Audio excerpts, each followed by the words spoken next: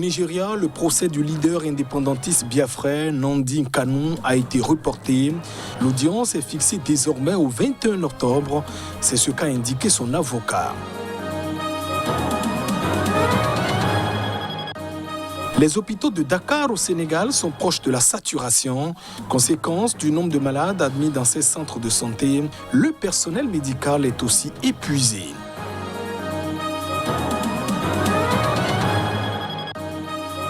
Et puis la Guinée équatoriale a annoncé la fermeture de son ambassade à Londres, une décision qui intervient après des sanctions imposées pour des faits de corruption par le Royaume-Uni contre le fils du président Teodoro Obiang Nguema Mbazogo.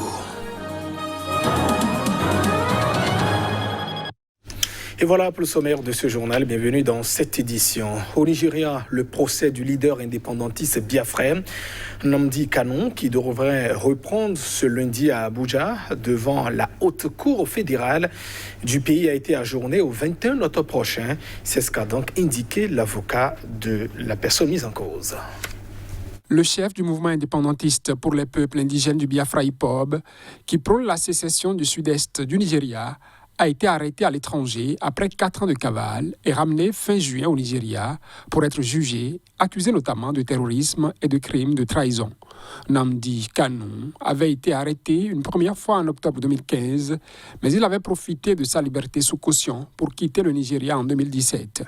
Le procès a été ajourné au 21 octobre car les autorités ont failli à présenter Nnamdi Kanu devant la cour, a affirmé à l'AFP son avocat Aloyi Edinkao.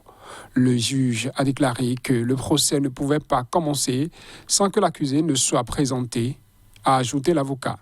Pour ce procès sous haute tension, un important dispositif de sécurité avait été déployé autour du tribunal, avait constaté un journaliste de l'AFP. De nombreux journalistes, dont ceux de l'AFP, s'étaient vus interdire d'accès à la salle d'audience. L'organisation de défense des droits humains, Amnesty International, avait appelé les autorités nigérianes à permettre aux médias d'accéder librement au tribunal pour faire le travail. Dans un communiqué, le journaliste et opposant Omoyele Sowore, venu couvrir avec son équipe le procès, a été conduit en dehors du tribunal par des agents de sécurité, mais a finalement pu regagner l'enceinte du tribunal 1 heure après, a constaté un journaliste de l'AFP. L'ex-Biafra, région déshéritée du sud-est, essentiellement peuplée par la communauté Igbo, fut le théâtre d'une sanglante guerre civile entre 1967 et 1970. Après la mort de plus d'1 million de personnes, notamment de famine, et l'échec de la rébellion, la République du Biafra avait fini par réintégrer le Nigeria, pays de près de 200 millions d'habitants régulièrement secoué par des tensions intercommunautaires. Mais les velléités indépendantistes n'ont pas disparu. L'arrestation de Nnamdi Kanu survient après des mois de troubles dans la région et la création d'un mouvement paramilitaire régional. Au Mali, l'homme qui était accusé d'avoir tenté mardi dernier d'assassiner à l'âme blanche le président de transition, le colonel Assimi Goïta, est décédé. Il était donc aux mains des services de sécurité maliens. C'est ce qu'a donc indiqué le gouvernement. C'était il y a 2 jours. Le gouvernement malien a indiqué dans un communiqué que l'homme qui avait tenté de donner un coup de couteau au colonel Assimi Goïta durant la prière musulmane de l'Aïd al-Adha à la grande mosquée de Bamako est mort. Le gouvernement de la République du Mali informe l'opinion publique suite à l'agression perpétrée contre le président de la transition, chef de l'État, son Excellence le colonel Assimi Goïta, le 20 juillet 2021 à la grande mosquée de Bamako. Une enquête a été ouverte pour fait de tentative d'assassinat et d'atteinte à la sûreté de l'État.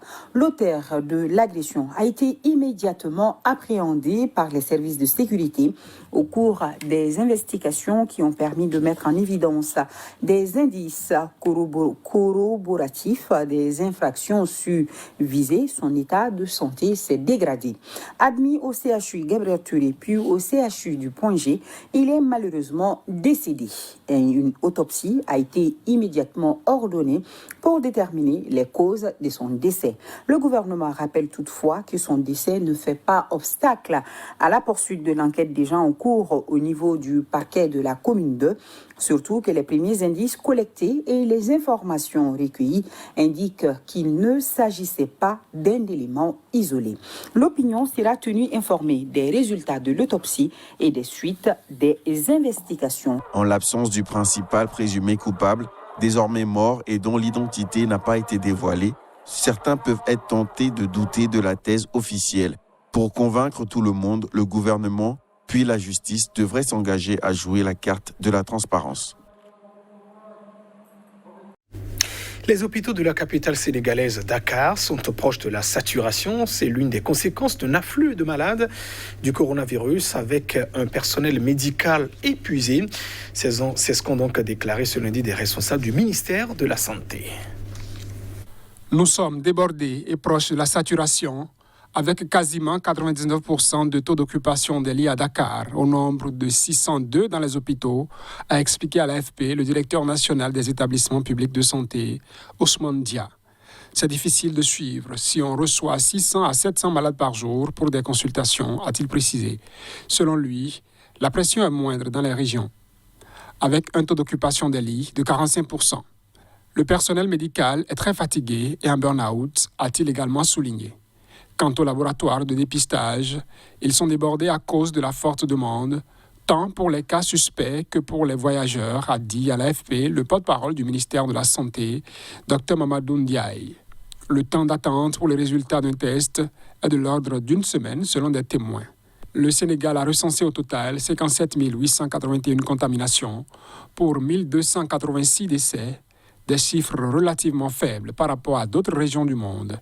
Mais comme le reste de l'Afrique, il subit une troisième vague sans précédent, due au variant Delta. Les contaminations sont passées de quelques dizaines par jour à la fin du mois de juin à entre 700 et 1700 un mois plus tard. Le président Macky Sall a menacé de fermer à nouveau les frontières et de restreindre les déplacements internes si la situation l'exigeait. Il avait levé les restrictions sanitaires après des émeutes en mars. Interrompue pendant plusieurs jours, la campagne de vaccination a par ailleurs repris samedi grâce à la livraison de 151 000 doses du vaccin de Johnson & Johnson. Au total, quelques 640 000 personnes sur une population de 17 millions ont jusqu'à présent été vaccinées selon les autorités qui ne distinguent pas les premières des secondes doses. La Guinée équatoriale a annoncé ce lundi la fermeture de son ambassade à Londres. Une fermeture décidée après des sanctions considérées par Malabo comme illégales, des sanctions imposées donc pour des faits de corruption par le Royaume-Uni contre le fils du président Teodoro Obiang Mbasogo, le vice-président. La première décision que le gouvernement a adoptée est de procéder à la fermeture totale de notre mission diplomatique à Londres, a déclaré lundi Simeon Oyono Essono, ministre des Affaires étrangères, sur la TVGE, la télévision d'État, sans donner de détails sur la date. Théodorin Obiang Mangué, vice-président de Guinée équatoriale, a été sanctionné jeudi par Londres, notamment pour le détournement de fonds publics et des pots de vin, lui ayant permis de financer un train de vie somptueux. Fils de Teodoro Obiang Nguema, 79 ans, Théodorin Teodoro Nguema Obiang Mangué, pour l'état civil, aurait consacré plus de 500 millions de dollars à l'acquisition de résidences de luxe à travers le monde, d'un jet privé, de voitures et d'objets de collection liés au chanteur Michael Jackson. Nous n'admettons pas d'ingérence dans les affaires internes de notre pays, a déclaré le ministre des Affaires étrangères, poursuivant que les sanctions violent le principe du droit international. Ces mesures qui prévoient un gel des avoirs et des interdictions d'entrée au Royaume-Uni ont été prises dans le cadre d'un régime de sanctions anticorruption qui avait déjà permis de punir en avril 22 particuliers de 6 pays différents, dont la Russie. Le vice-président n'a réalisé aucun investissement au Royaume-Uni, avait-elle poursuivi. Les autorités équato-guinéennes avaient rejeté des sanctions juridiquement infondées et exigé qu'elles soient levées dans les plus brefs délais. Malabo avait considéré ces mesures comme un geste inamical du gouvernement britannique. Les mesures que nous avons prises aujourd'hui ciblent des individus qui se sont enrichis aux dépens de leurs citoyens, a déclaré jeudi le ministre britannique des Affaires étrangères Dominic Raab dans un communiqué. Le vice-président de Guinée équatoriale a été sanctionné notamment pour avoir détourné de l'argent public sur son compte en banque personnelle et pour avoir sollicité des pots de vin. Le démarrage des élections en Somalie prévues dimanche est au centre d'une crise politique qui agite notamment depuis des mois le pays, a été retardé. La Somalie devrait donc débuter dimanche un long cycle électoral qui débute avec l'élection du Sénat et doit donc s'achever le 10 octobre avec celle du président selon le calendrier officiel. Le calendrier officiel des élections en Somalie prévoit le démarrage du processus ce dimanche avec l'élection des sénateurs, suivie par celle des membres de la Chambre basse du Parlement en septembre.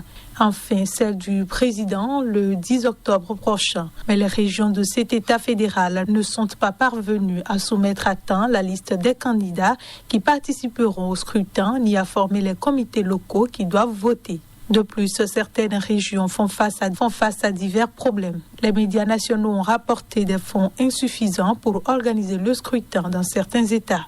Dans le Galmudug, le Parlement est en vacances jusqu'au 1er août.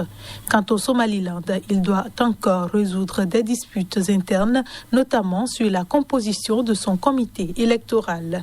Selon plusieurs sources, le seul État dans lequel le scrutin pourrait se tenir dans la semaine est le Jubaland. Selon l'une d'elles, le comité y est déjà formé. Mohamed Ibrahim Moualimou, porte-parole du gouvernement fédéral, a confirmé dimanche que les élections étaient retardées, affirmant cependant que le processus allait continuer. Ce dernier a indiqué que le Premier ministre, Mohamed Hussein Roble, chargé par la présidence d'organiser les élections, avait fait part de son mécontentement auprès des responsables des États somaliens. Il a appelé à l'accélération du processus et à résoudre les problèmes techniques et les leaders en sont convenus.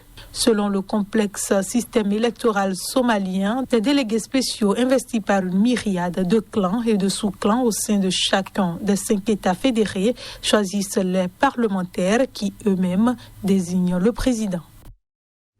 Et c'est la fin de cette édition. Merci de votre attention. Au revoir.